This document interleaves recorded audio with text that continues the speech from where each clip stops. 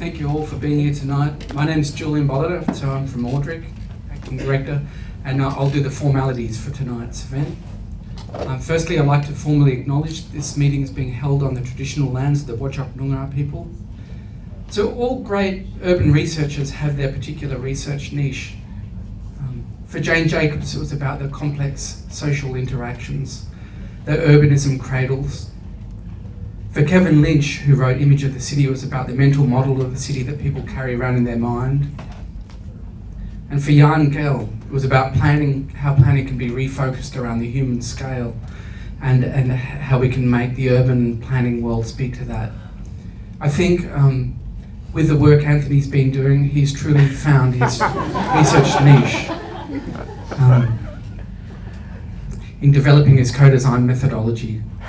A method which really engages communities with the trade-offs around different urban configurations. And I think given the public sullenness, which is apparently out there, particularly in relation to urban infill, but also to urban transformation more generally, I think Anthony's work is really a product of this particular time and place and is particularly relevant to that. Moreover, his pioneering work in this area, along with the team, with Aidan and with Grace in particular, is really enlarged and enriched the scope of what Audric can offer to all those people who are in the business of making and shaping cities. So it's a wonderful thing to have as part of the team. I'd like to now invite Anthony, the master model maker, the co-design creator, to take the stand. Thanks, Jules. Thanks, Dan. That's probably the nicest introduction anyone's ever given me. Thank you, Jules. This is what I call my serial killer photo, although I haven't seen it for a while, so thanks for dragging that one out.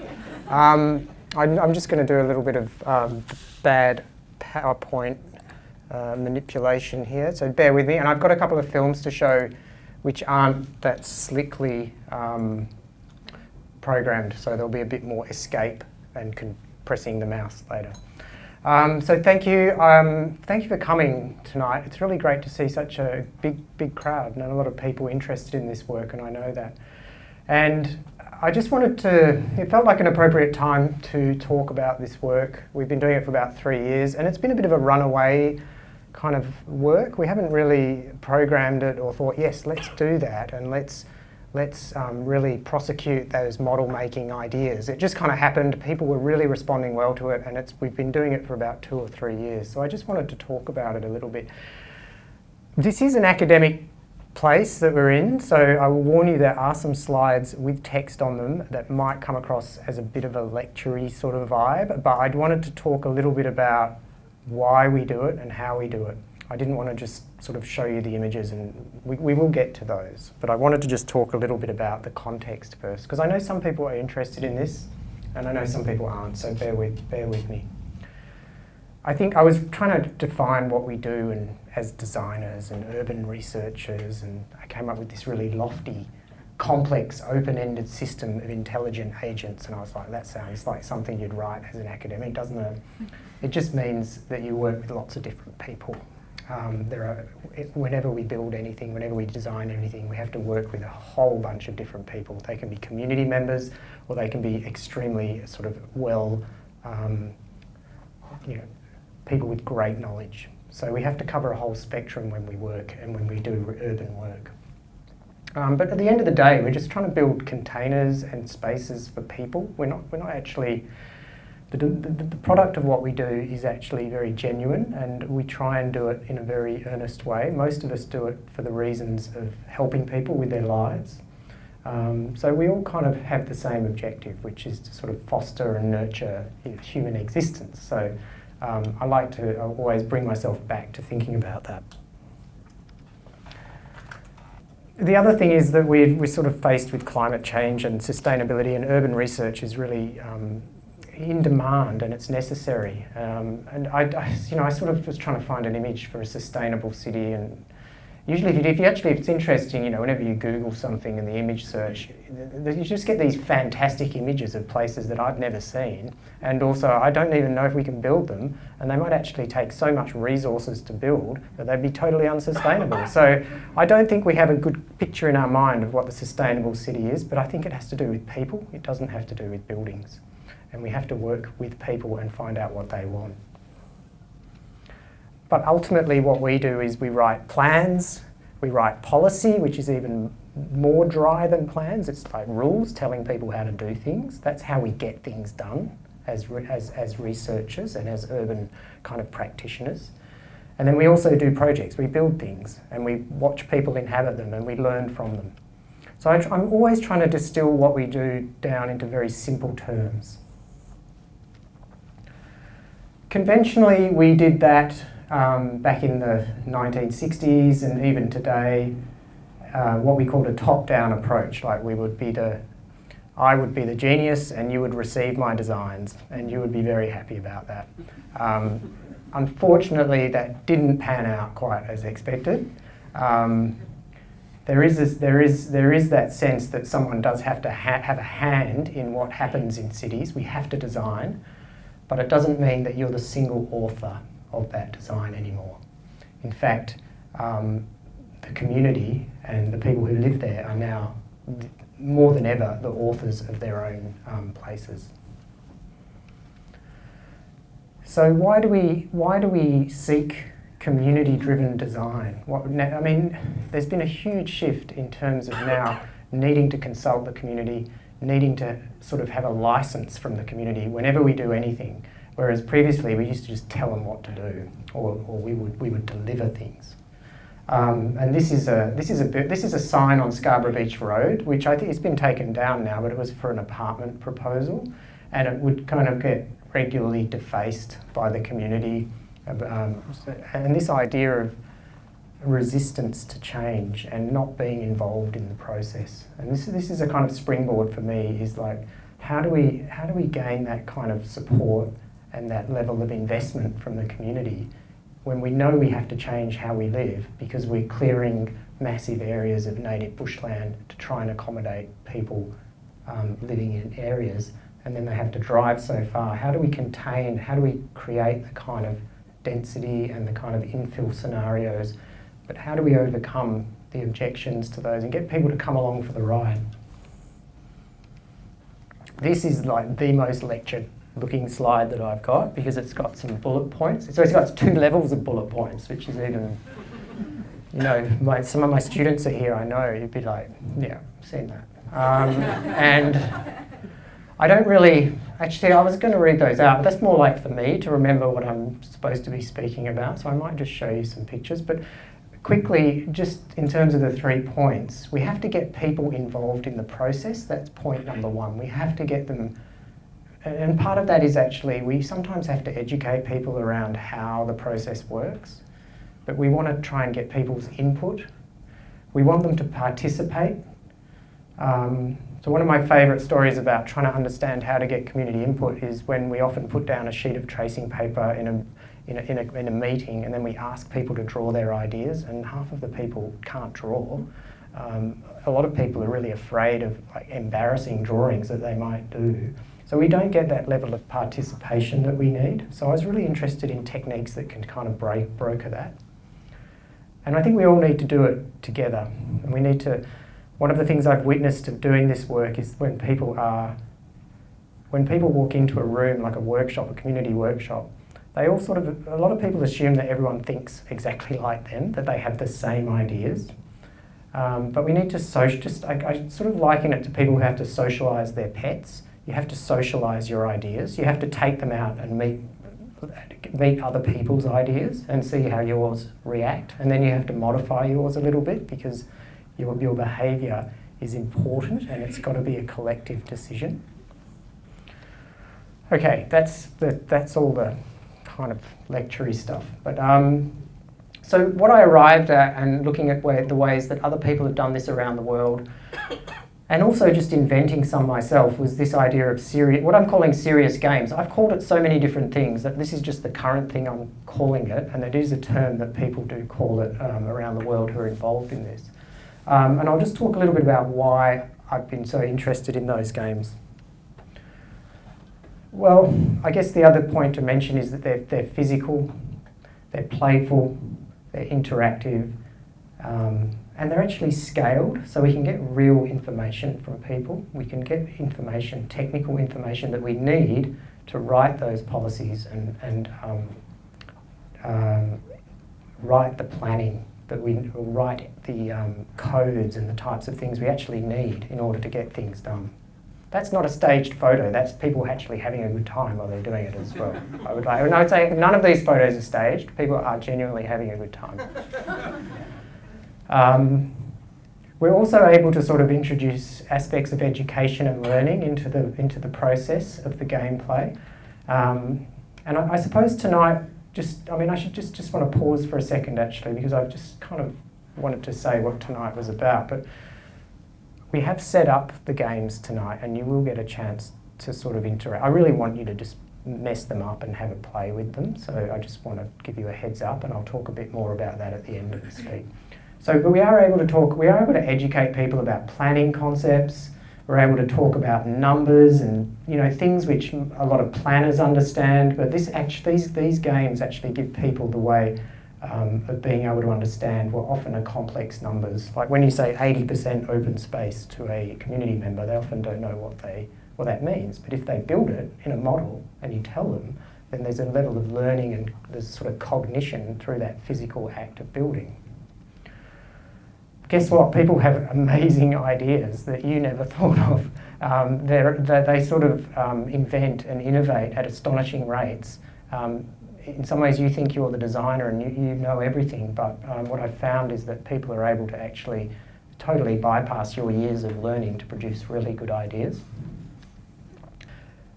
The games that we design are incredibly inclusive. They can be played by children, they can be played by a whole different range of kind of diversity and input needs. And they're also, like I said, they're fun. And one of the hardest things about getting community involved in any kind of process which involves their future is to get them involved in a process about their future. And there's this thing about what you would call they call it like a cost. People, when you say, come down to the town hall and take part in a community event, 90% of the community rolls their eyes and goes like, well, could you think of anything worse to do on a Tuesday night? So getting this kind of idea of appeal and fun is not just something we do so that we can, and we love it, like it is actually really fun, but it's a double bonus for us. We get to have fun and make fun things, but it's about actually getting people along and getting them involved. And getting them involved in a way that they feel like they're making a contribution. And the other part of it is that it's similar to what I said about socialising ideas. They all do it together. So there's a sense of a collective community building. It's not just about my ideas, what I want to see. It's a collective and it's a community approach. This model here is on exhibition tonight.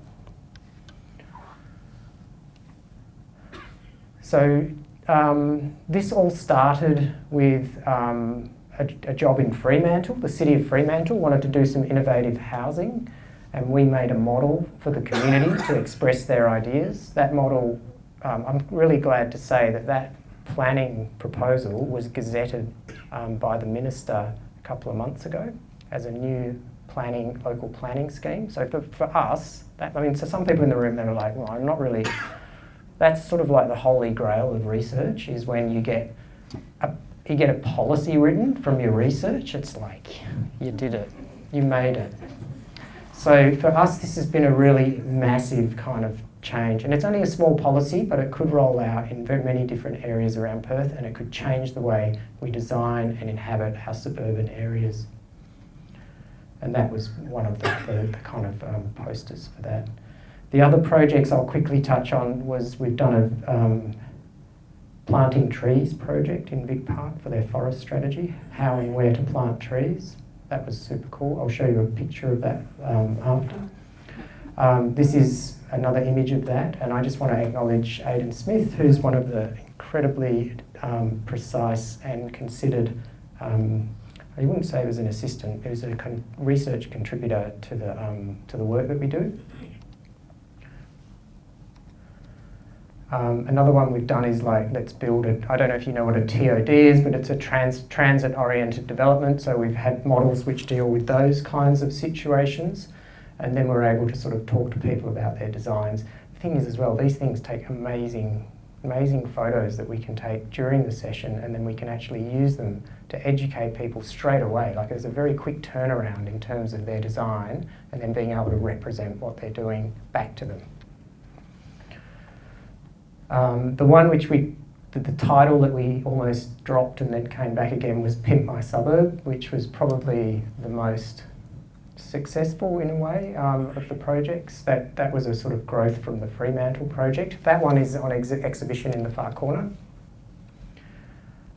Citizen Block was a co-housing project we did in Melbourne for people who thought they would like to live together in a collective living environment, and then they played the game and half of them realised they did not want to do that. Which saved the developer an enormous amount of time and heartache, because essentially what they were able to do was go, like, they started making decisions like they would wait to put their blocks down until they had the right, you know, they weren't in a collective frame of mind. They would wait to put their own blocks down. So it was able to weed out the kind of the people who weren't really up for it. And again, there's some images of the kind of apartment blocks that were emerging. And they're not actually designs. Obviously, we're not going to go and build that because it can't be supported but, like, from an engineering perspective. But we are like, we're getting sort of a sketch and a sort of idea about how people might be able to live collectively and what kind of shared environments they'd be prepared to put up with. This is another one which is on display, which is about precincts and about more bigger scale urban redevelopment, and we're integrating that with some digital performance, which I don't have time to go into, but it's super exciting.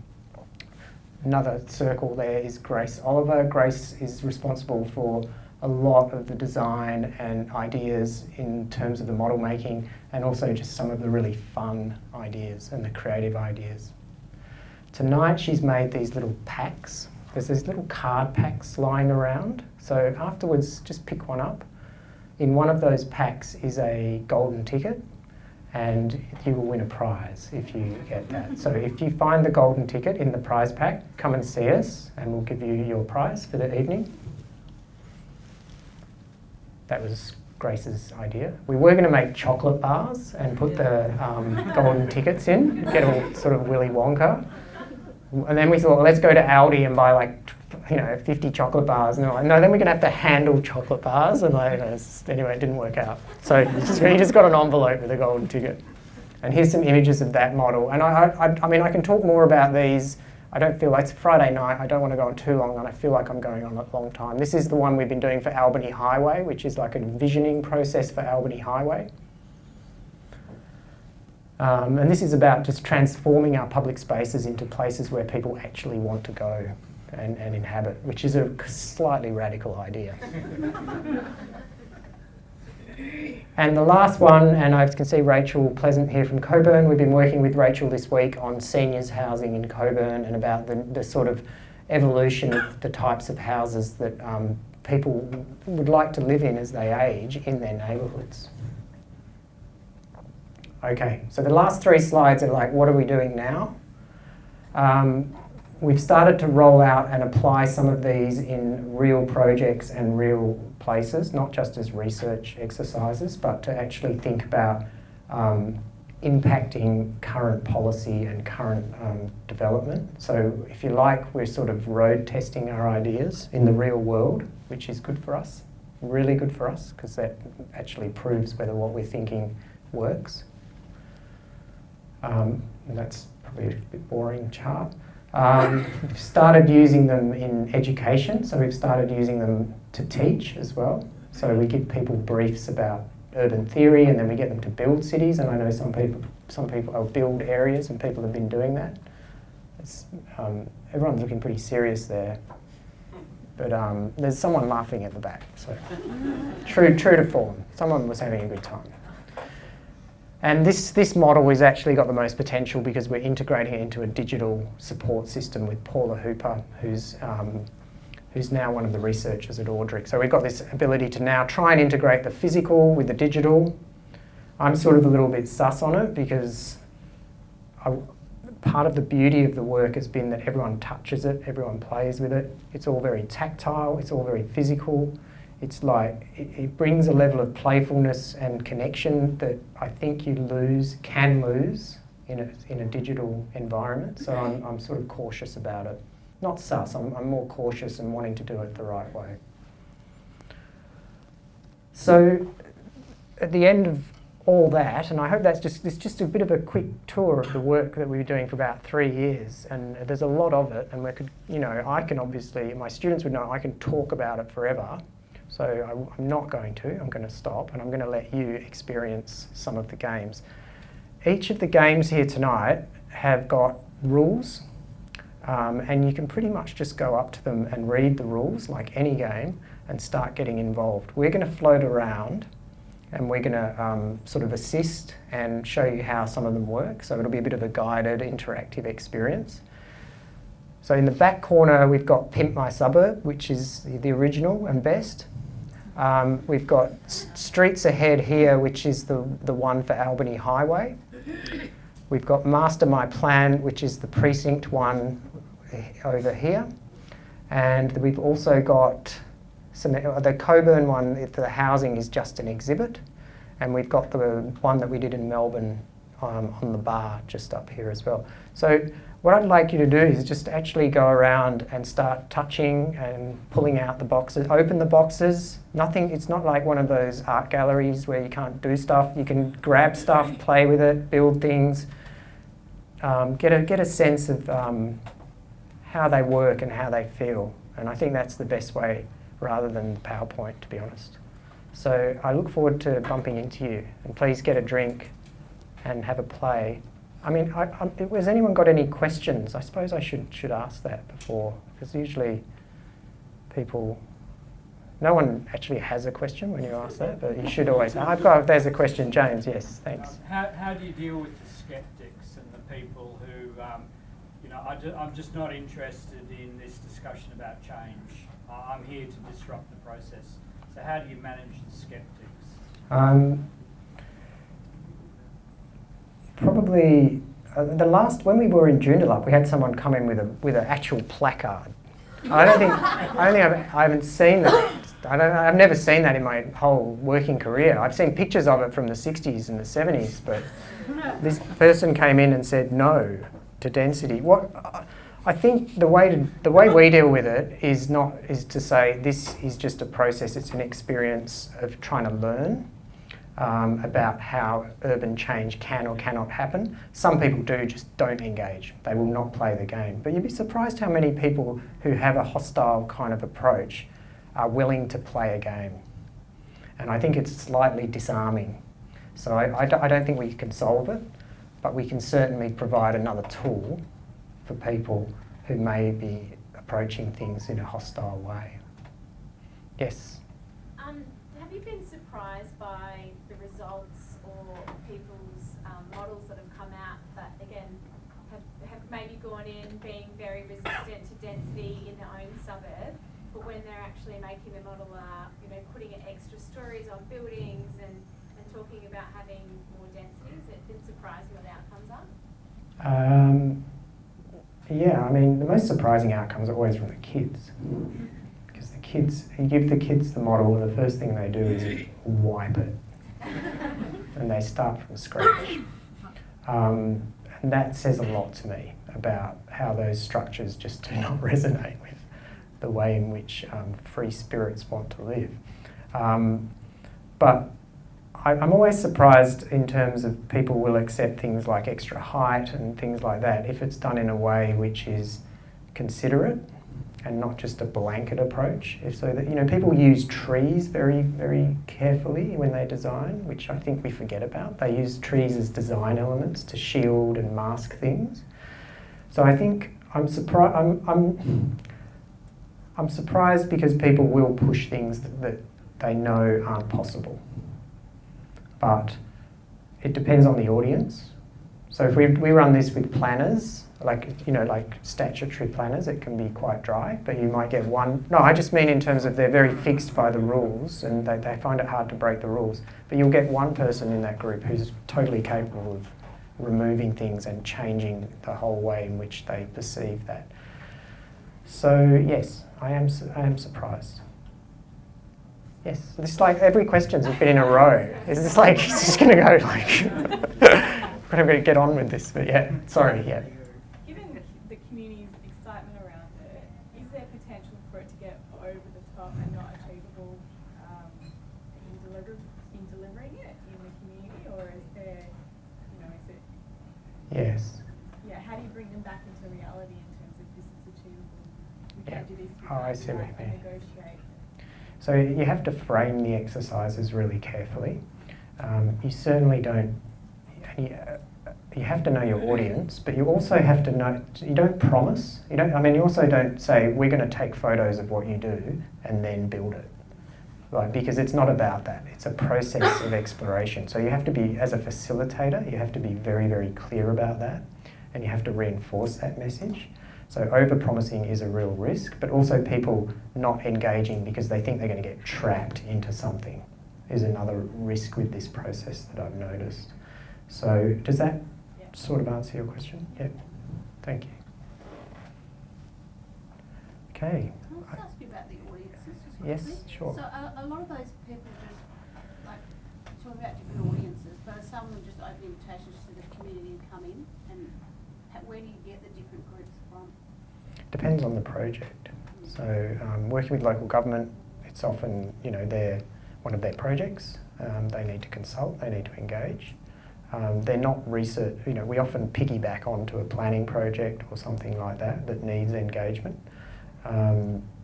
So in terms of the types of audiences, they can be just purely community audiences, or they can be quite professional audiences, or they can be mixed. Are these people that you send out an open invitation and say, would you like to come and do it, or do they get? Does the client sometimes go out and find the? Oh, it's mostly quite open. Mostly. So the people that come are interested, I suppose, is what I'm getting at.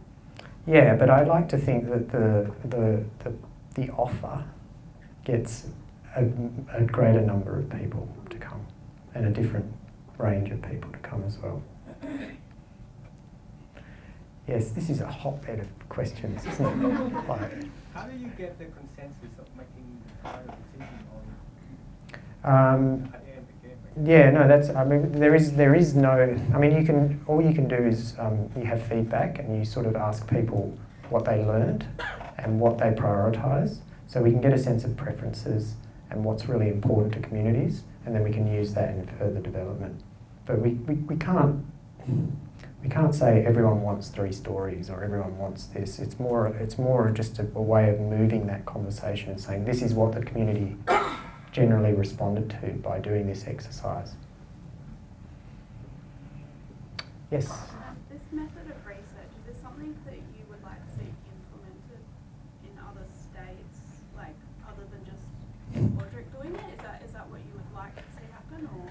Well, no, I'm incredibly proprietal, so I want it all to be mine. I've done it in Melbourne, and I was asked to come over and do it in Sydney. And I think there are people doing this work in Australia. It's not just me doing it, but I guess we have our own way of doing it.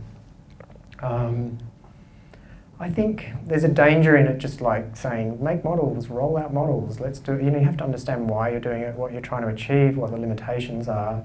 So I guess it's a case of how you would grow it or how you would do that. And I have thought a little bit about that, but I probably won't go into it. But at the moment, it's sort of sitting on a kind of research and practice kind of cusp. It's not gone out into any broadly commercial kind of realm.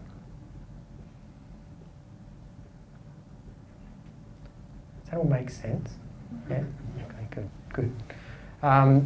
Let's do some of this. Go and let's have a play and get another drink. So just feel free, just please interact. Please just grab the stuff, even if you don't know what you're going to do with it, just so we can take some photos of you touching it. Otherwise, it'll be pointless. Thank you.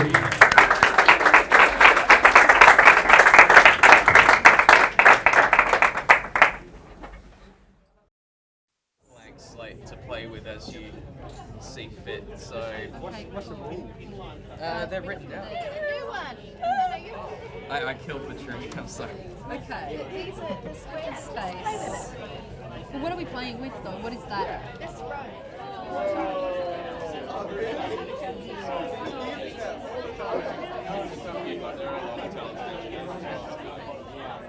Sit and rest.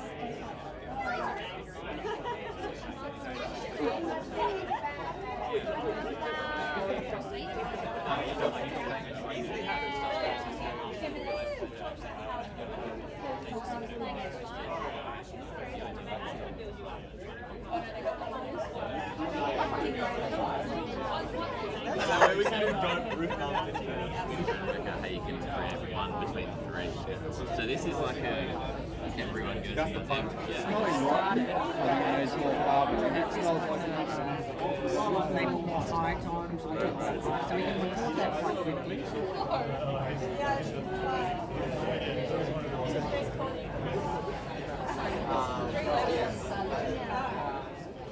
No, I feel like we can put that there.